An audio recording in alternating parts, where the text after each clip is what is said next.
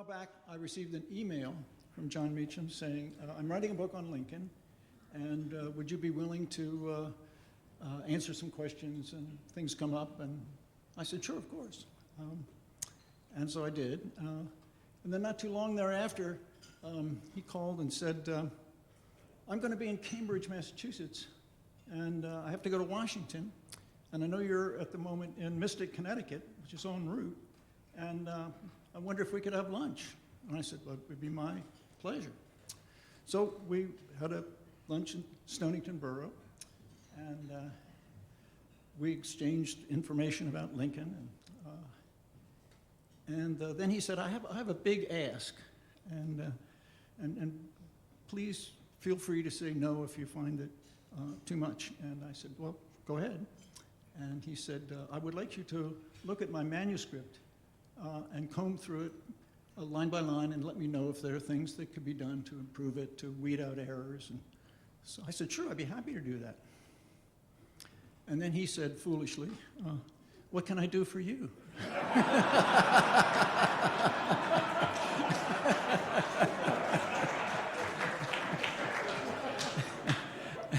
And so here he is. So please welcome Jon Meacham.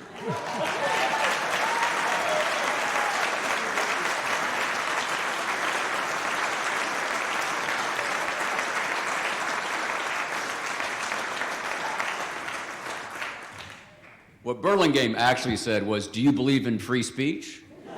And I said, yeah. He said, well, you're about to give one. So incredibly generous. I won't try to fact check that story in all its details, but you all have been so generous to me. I must say, I'm a Tennessean, so I don't know which side I'm supposed to take in this bizarre family feud between Indiana and Illinois. We don't know. This is flyover country to us. We go up on our way to Canada. But so this is diversity that you all have invited me here. I'm grateful. But you all have been very generous. And someone was saying, "Oh, I love your books." And I was thinking, well, that's great. And I was thinking, this is kind of the way the world is supposed to be. And my mind went back to a moment. It's been about 15 years ago now on the Washington Mall. I was at the National Book Festival on my way at that point to give my talk about Andrew Jackson. And a woman ran up to me, which doesn't happen enough. Or ever, actually.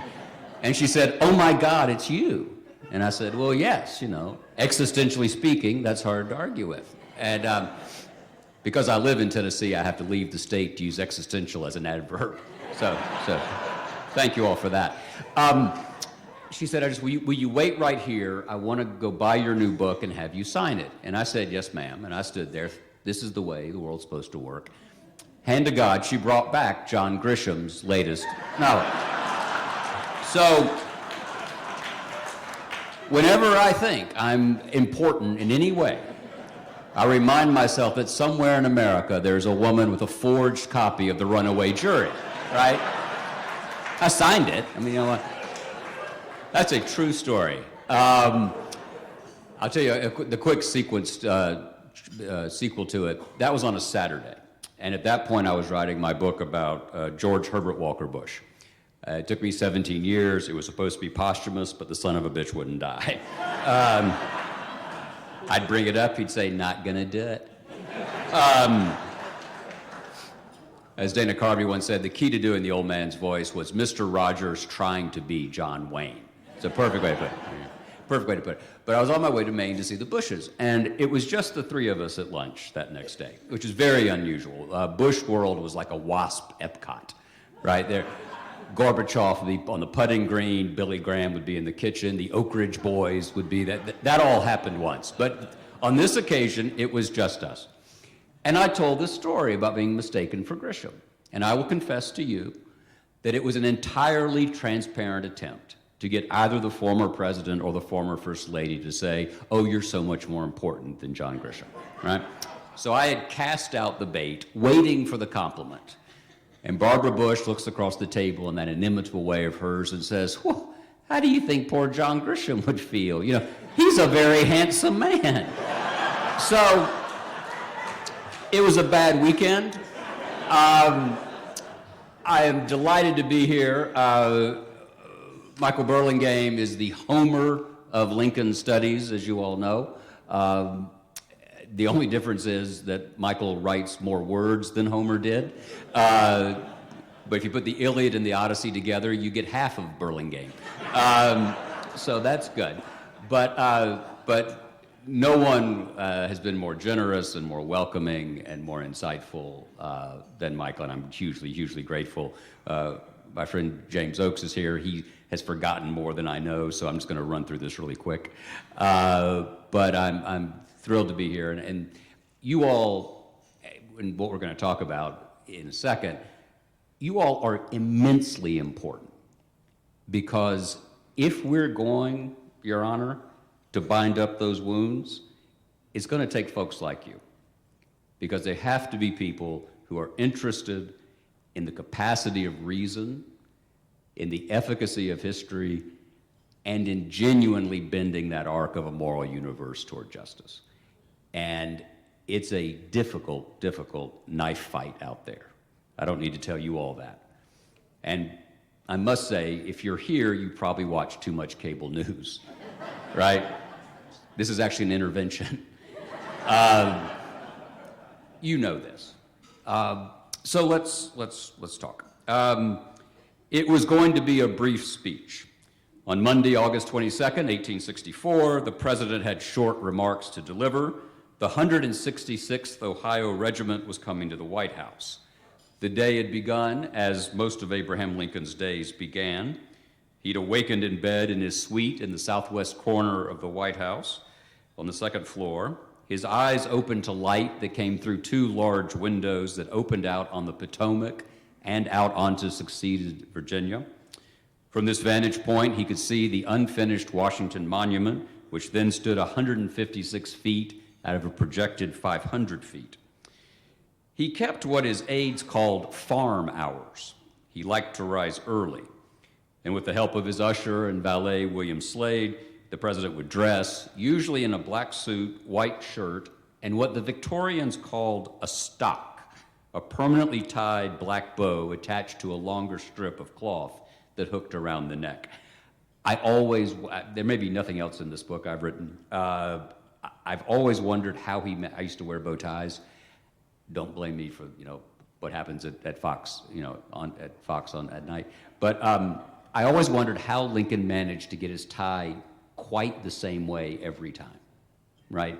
Because it's, sort of just off enough to make it look as though you tied it. It's fake.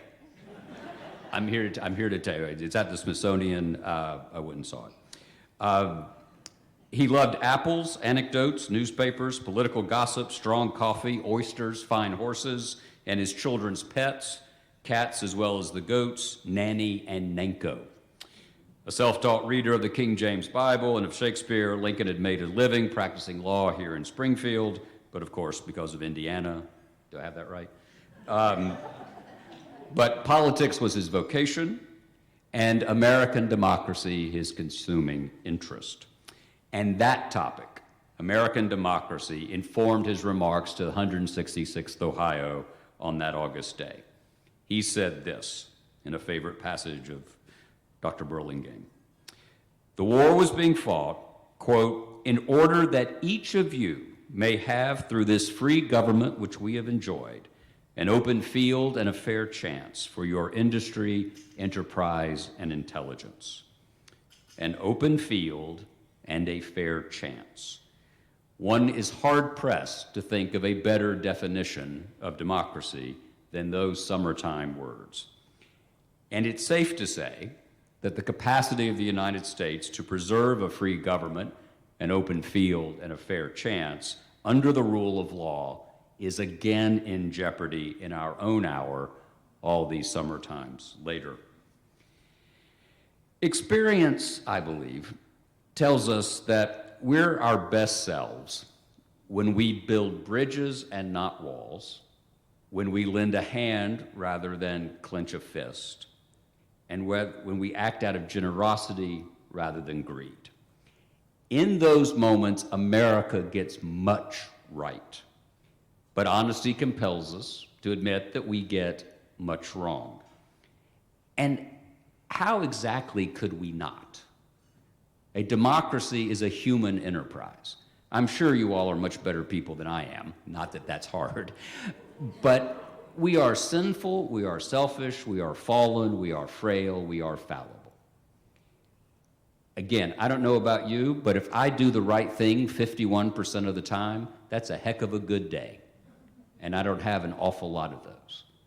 So why would the fullest manifestation of all of us be any different? We are living in American democracy's hour of maximum danger. This is not hyperbole. It's the raw, discernible fact of the matter. It is not a partisan point. I'm not a Republican. I'm not a Democrat. As I said, I live in Tennessee, so when I say I have conservative friends, that's redundant. I'm just offering this as a historically based opinion. And again, you don't have to take it from me. We are living in this moment of declining trust in institutions, a world in which there are lies and an erosion of truth, and most fundamentally, there's a primacy for the impulse to power over the notion that we should, in fact, see each other not as enemies, but as neighbors. And that's the vital sense. Now, I'm always careful when I mention neighbors because in one of the great tweets of all time, which is a category like 20th century French military victories, it's pretty small, but someone wrote that if Doris Goodwin and Mr. Rogers had had a one-night stand, I would have resulted. Now, thank you. Doris got upset because she said, well, couldn't we have fallen in love and had you? I said, no, sweetheart. He picked you up in the C-SPAN bar, and that's what. Sorry. Democracy only succeeds when we choose, and it is a choice, to give as well as to take. And the story of humankind from Eden forward is that we would rather take than give. Democracy, therefore, is forever vulnerable, yet it is also forever possible if we heed the lessons of conscience and of history and of Abraham Lincoln. His ancient faith, Lincoln once said, teaches me that all men are created equal and that there can be no moral right in connection with one man's making a slave of another. And that principle lies at the heart of democracy. If appetite is all, then autocracy of some sort and some condition will be the result. And the Civil War era, I need hardly tell you all, is the most illuminating hour in which Americans struggled to decide which it would be. Would it be democracy or would it be autocracy? Think about it. In that fiery trial, we faced a fundamental question. Was constitutional democracy for all to become our standard, or would a race-based aristocracy long endure? That was the question. Lincoln is often depicted as a wholly political creature, an eloquent pragmatist. Admirers and critics alike share this view. I don't. I'd submit that to see Lincoln as a predominantly political man elevates the means of his life above its ends. And chief among those ends was the preservation of the system of government that had enabled his own life and rise. For democracy, that open field and that fair chance created more possibilities for progress than autocracies of wealth or race or creed. Lincoln's life and presidency illustrate that that progress comes when Americans recognize that all, not just some, possess common rights and are due common respect, That is a pragmatic vision, but it has a moral component. If the rights of others are sacrosanct, then so are yours. In a democracy, the pursuit of power for power's sake, devoid of devotion to equal justice and to fair play, is very tempting. It is also very destructive. A key Lincoln lesson for our time, then, I think, is his defense of American democracy. We know from his words and deeds that he understood the task to be central. He knew that if democracy failed here, it would fail everywhere. In this great struggle, he remarked, this form of government and every form of human right is endangered if our enemies succeed. Every form of human right.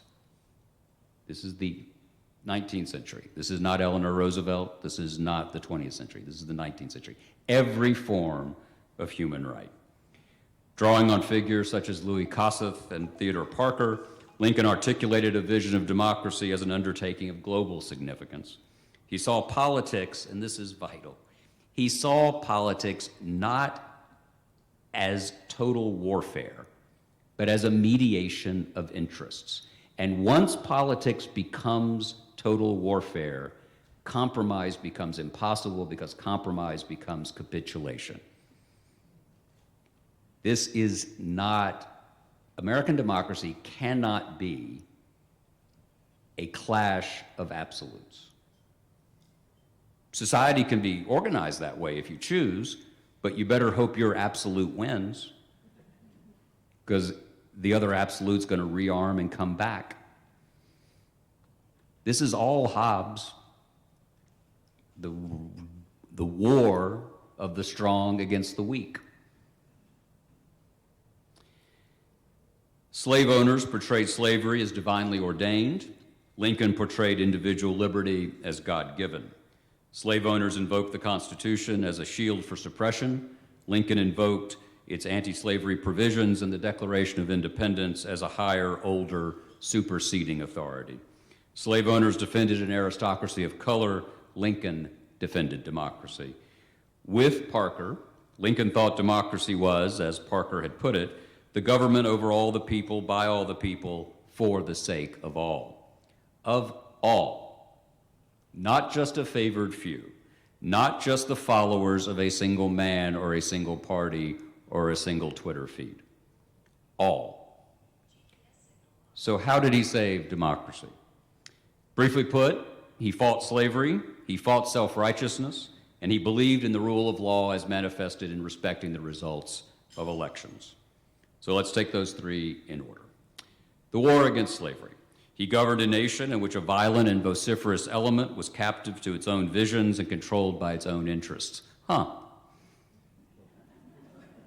As Mark Twain once said, history may not repeat itself, but it does rhyme. White Southerners dreamed of a slave empire, headquartered in the American South, but possibly stretching to Cuba, to Mexico, to Central and South America. Such a white-dominated new nation, a Charleston newspaper wrote, would ensure slaveholders a great destiny. To Lincoln, such thinking could not stand. He was, as he said, naturally anti-slavery, and he pursued emancipation at existential political peril. He refused to compromise in the secession winter. He rejected Seward and Scott's advice on Fort Sumter, and he refused to give up emancipation as a price for a sure shot at re-election in 1864, running on a platform that endorsed an abolition amendment. As he had told us, the nation could not survive half slave and half free, and he prevailed. To him, abolition and democracy were inextricably linked. He once wrote, "As I would not be a slave, so I would not be a master." That expresses my idea of democracy. For Lincoln, a world in which power was all, in which the assertion of a singular will trumped all, in which brute force dictated all, was not moral but immoral, not democratic but autocratic, not just but unjust. Second, the battle against self-righteousness.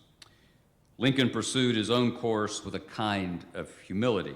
It's the kind of humility, there's a wonderful story about two college roommates who were both Christians. They were in different denominations. One becomes a minister, the other becomes a loyal congregant, and they live their lives. They come together at the 50th reunion of their school, and they talk about their various faiths and their different journeys.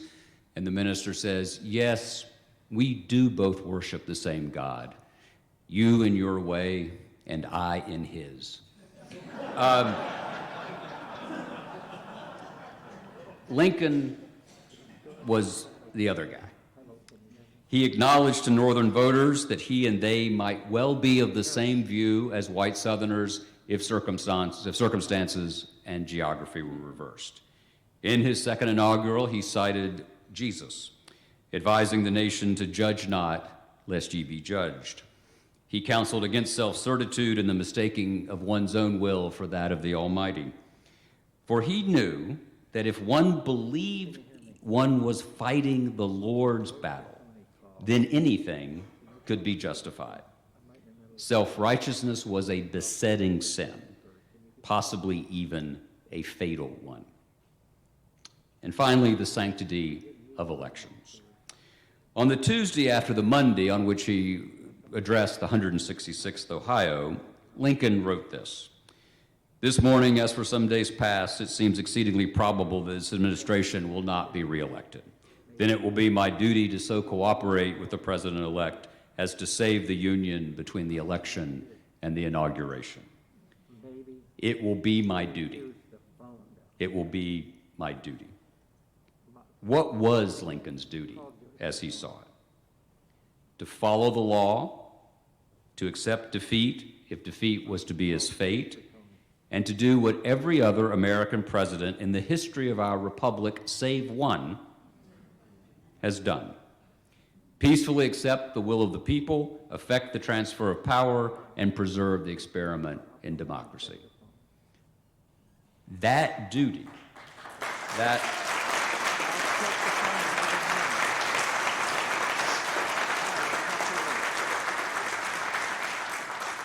it is a hell of a thing that that's an applause line, isn't it?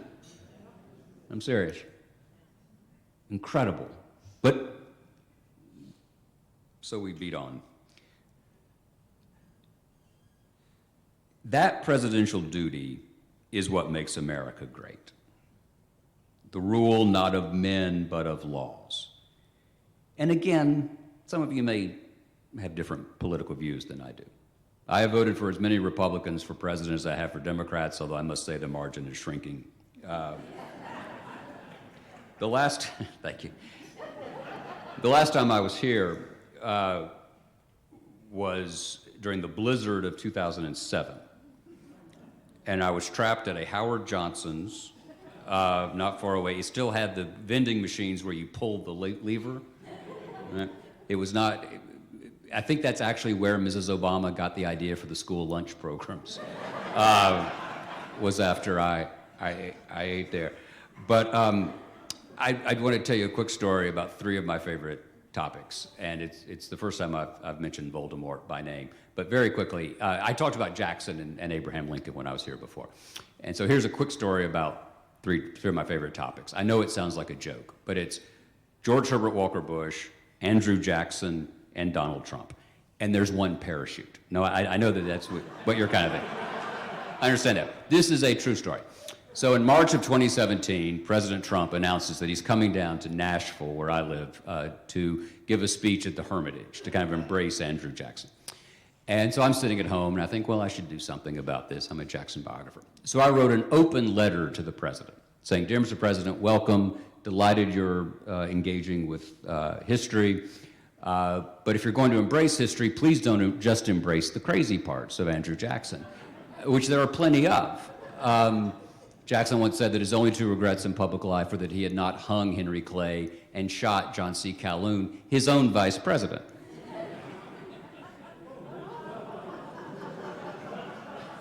I didn't say anything. So, but you know, he was a unionist. All this stuff.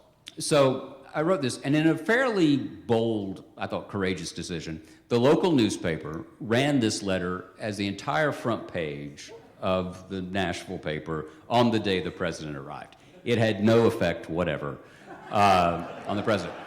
The next day, I'm walking into lunch, and my phone rings, and it's George Herbert Walker Bush. And he had spent a lot of that winter in the hospital down in Houston.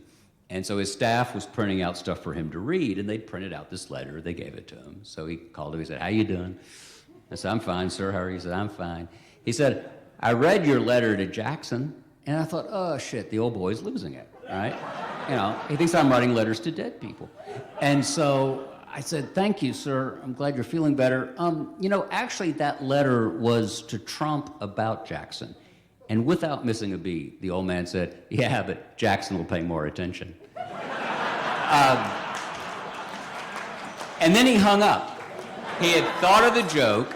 He wanted to deliver it. Boom. There's actually no significance to that, but it's probably the only thing you'll remember. So, what makes America great is the acceptance of a constitutional covenant that puts the country above self and protects the weak from the strong, the common good above personal victory, and the preservation of the union above the passions of the moment.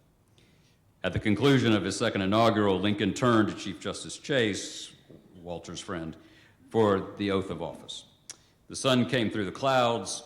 A black man who worked at the Washington Navy Yard, Michael Shiner, recorded the moment in his diary, writing, "The wind ceased blowing, the rain ceased raining, and the sun came out, and it was clear as it could be."